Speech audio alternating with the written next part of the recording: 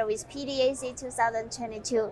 Right now we are having David from Avino Silver Gold. How are you today, David? Oh, I'm great. Good to be back after 2 years. Yeah, that's right. So can you refresh some of our memories of what your company do and yourself? Sure. Avino's been around for 54 years. We've got 34 years of being in production.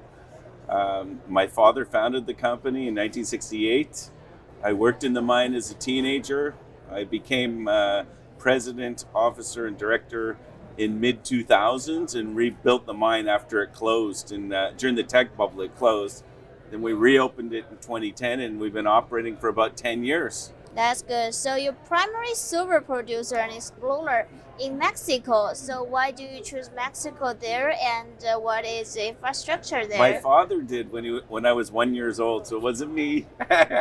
He was invited to come down to look for mines that closed around the time of the revolution in the early 1900s by a wealthy Mexican man, and they looked for mines and they found Avino was available. So they formed a partnership in 1968, and we've been an owner ever since, all these years, all these decades. That's really a long history. Yeah. Yeah, so just fresh off the press yesterday, Avino announced a further high-grade drill result from the phase 2 in 2022 and 21 exploration program. Could you elaborate on that? We drilled some holes below where we're currently mining. So level 17 is the bottom of the mine where we have it developed. So we drilled surfaces from surface down about 600 meters, and we intercepted high-grade mineralization 300 meters below level 17. So we've extended the mineralization and the life of mine. Whoa. So what could be some of the factors that brings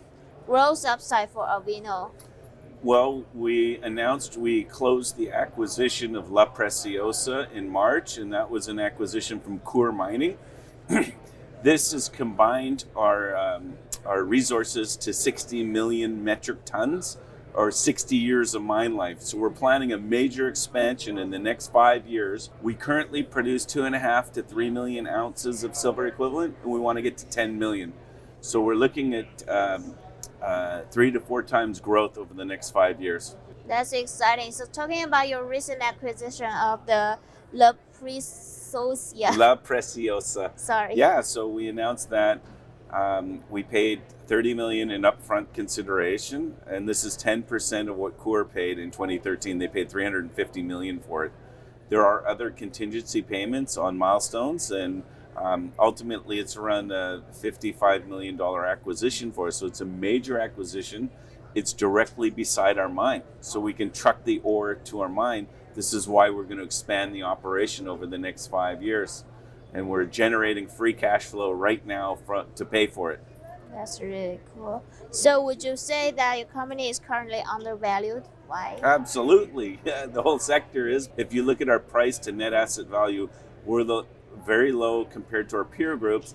And that's simply because the mine was closed for 1.5 years due to the COVID shutdown. And then we wanted to do infrastructure upgrades. So we took 1.5 years off. We reopened the mine in August, and we've got 2 quarters of positive free cash flow under our belt. So we're gaining our reputation back, and we expect that our value of our company will appreciate as people get comfortable with us generating free cash flow. That's wonderful. Thank you so much, David, today for your time. Thank you very much for having me.